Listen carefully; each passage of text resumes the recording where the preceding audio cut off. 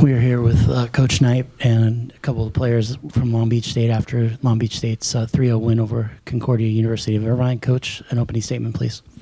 Yeah, it was a good weekend for us. We did a lot of good things, and the two teams we played different styles of volleyball, so we had a quick turnaround where you don't get like walkthroughs and an opportunity to work on things. You just have to flex the things that you've been working on during the week, and that's what we pride ourselves on. And the other thing is that we were able to use multiple pieces last night and tonight. I keep talking about what our training gym is like, and the credit that I know the guys that have been starting want to give to the guys that came in tonight and last night, but the coaches have been also saying that, and I think Nathan proved that tonight.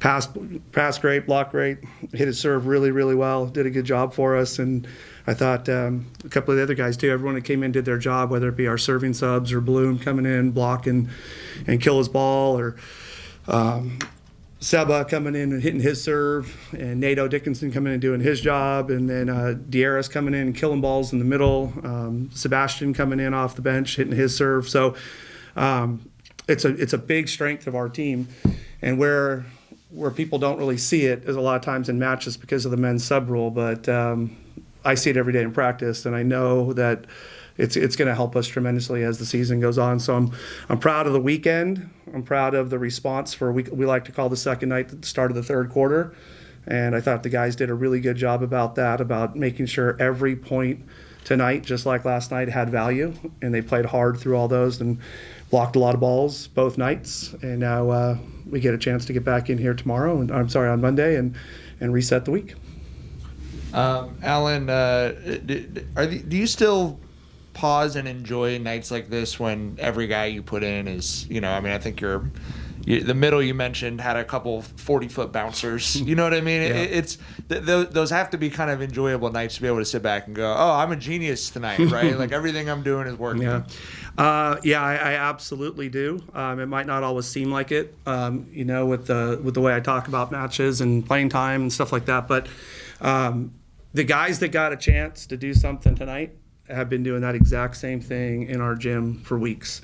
And what I'm most proud of is that the transfer of what they've been doing and why they were the ones that got those opportunities, they were able to transfer that into game time, playing time under the lights, and that's what makes me happy. So of course, as a coach, you're always happy for guys to get their first opportunities, their first blocks, first kills, first aces. But it's more than that for me. It's taking advantage of the opportunities that they've earned.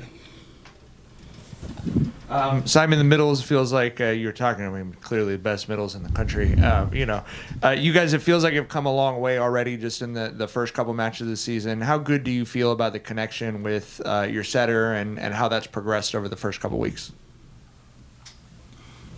There's no perfection, and the best thing we can do is keep trying to include the middles. For the last bunch of games, we've had the big be amazing, so I'm totally happy with middles maybe not getting that many sets as long as Clark can just thunder from the back row. So I think it's more of just a package of the middle being good. You see middles on the other side being stressed out by how good both the front row or the back row attack can be in the middle of the court, and it shows. So I joke about it that I just count Clark's attacks or Clark's kills as mine, or the same goes for Sotiris. Because, if they're not going to block him because they're popping in the air, so that's kind of my credit too. But when it comes to the connection, I don't think there's a perfect goal that we can reach. There's just keep trying to force it more, keep trying to get more kills, and I'm totally aware that we'll get up to a point in season where maybe running as much middle will not be possible just because of the service pressure from other teams. So the more we can do it right now, and the more we can stress out teams right now, the better. So I'm super happy with guys like Darius or especially Lazar right now, who get incredible numbers every single game, that keep killing the ball no matter how weird the situation is. And it's just amazing to watch. I feel like there's a lot of guys on the team, or a lot of middles especially, that can do that for us. And I think right now we've only really seen 3 of us doing that. But it's going to be fun. Coach, a lot of teams are going to be going after you since you're third and everything like that. What is your message to the team for the past 2 games, and what was kind of the game plan coming in? Yeah, it gets old listening to me talk about this stuff. I think it's all that stuff is really important for people who write about it and promote it and market it and come to games and buy tickets, but it's not to us. And we really, really pride ourselves on the fact that all that it's good noise, but it's noise. And so as long as we can stay really consistent with how we go about our weeks. In other words, as a coaching staff, the worst thing that we can do is ride the highs and lows of matches and send that message in how we prep during the week. Then our guys are going to follow that lead. And our goal is not to do that. Our goal is to take in what we did this weekend, enjoy the fruits of our labor, and prep to come in and be great on Monday and set the week again and stack each day and win that week.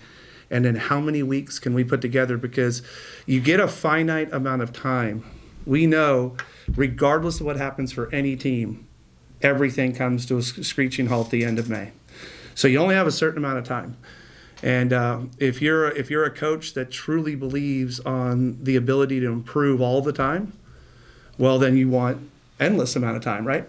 So if we believe in that, then we got to make the most of each opportunity and just stay focused on getting better and not get caught up in any of the stuff that anyone wants to talk to us about that takes us away from that goal. Okay. Nate, I've talked with Coach a couple of times. Like, I think being a service sub in your sport is one of the hardest things in any sport to do. And I think, you and anyone else who does that's a little bit of a lunatic. How do you mentally stay prepared for that?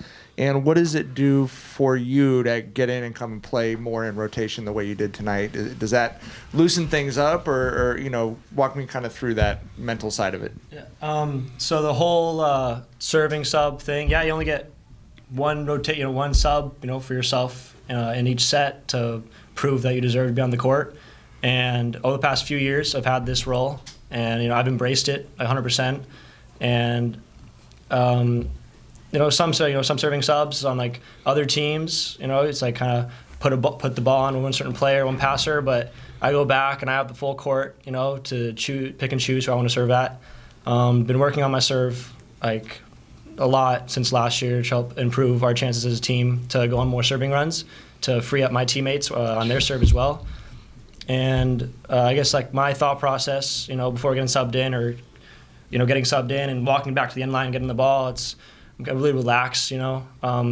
Coach Knipe, for all of us, like all of our serves has a set routine, like for each one of us, and the most important part is when I get that deep breath and when I put my shoulders back, it's like I feel like I'm in a state of flow almost, and like there's just me on the ball, and I don't even really picture any passes over there. I just picture a 30-foot court that you can land a helicopter on to hit my serve as hard as I can.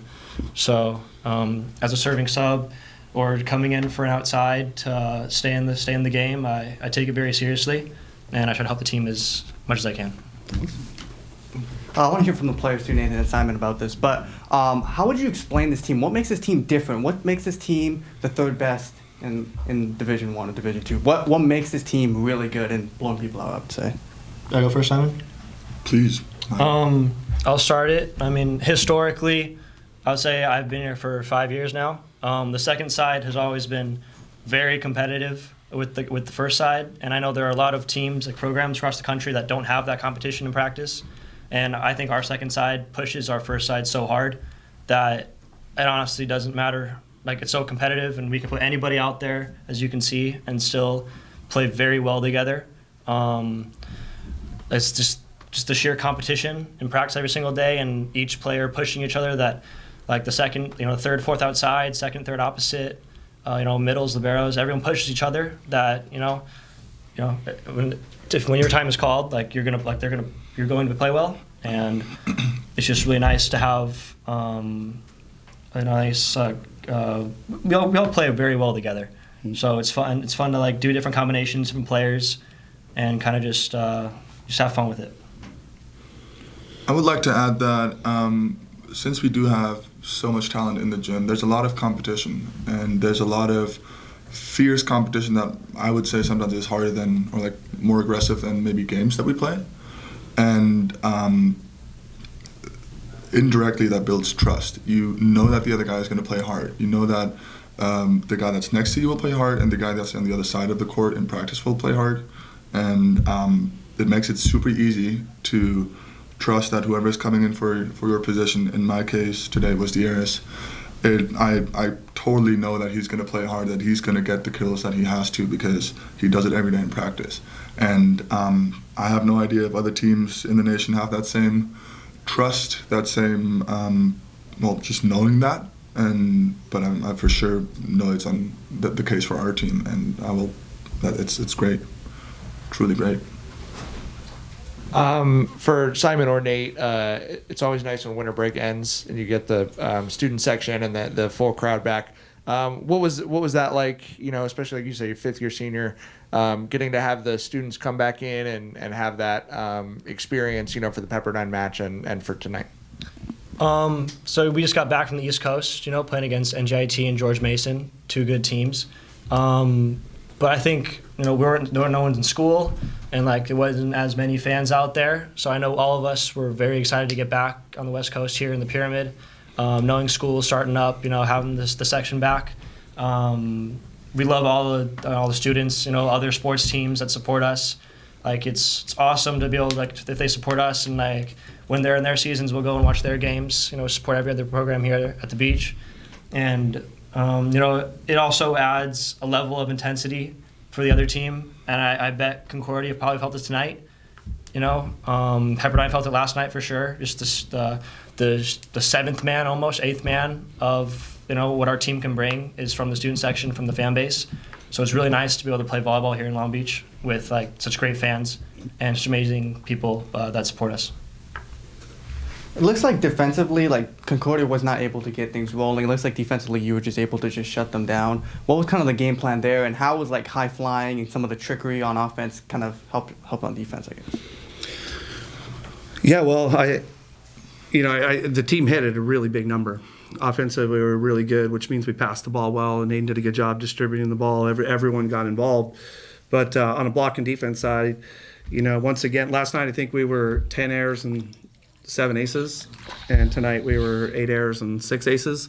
So that's a lot of time. We served 74 balls. That means a lot of balls are in and tough, and they have to deal with our block and defense. And when teams have to do that over a long period of time, we can get them off the net.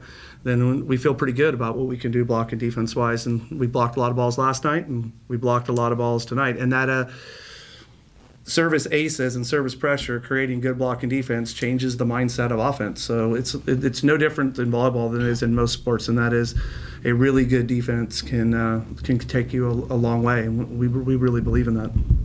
What's your message? What keeps like this team consistent and not kind of lackadaisical? Obviously, when you're undefeated, it's kind of tough to do that. But like, what would you say? Like, how would you like keep your team consistent? They knew what they were coming to this program for, and that is, you know, to completely buy into the process of being the best possible version of them, of this team, the 24 version by the end of the season. So stay completely submerged in the goal and the process of constant improvement. And if you can stay in that lane, you don't have to worry about a lot of the other things about lackadaisical. It's just not built into the DNA of our program. Any other questions, guys? All right. Good. Thank you, guys.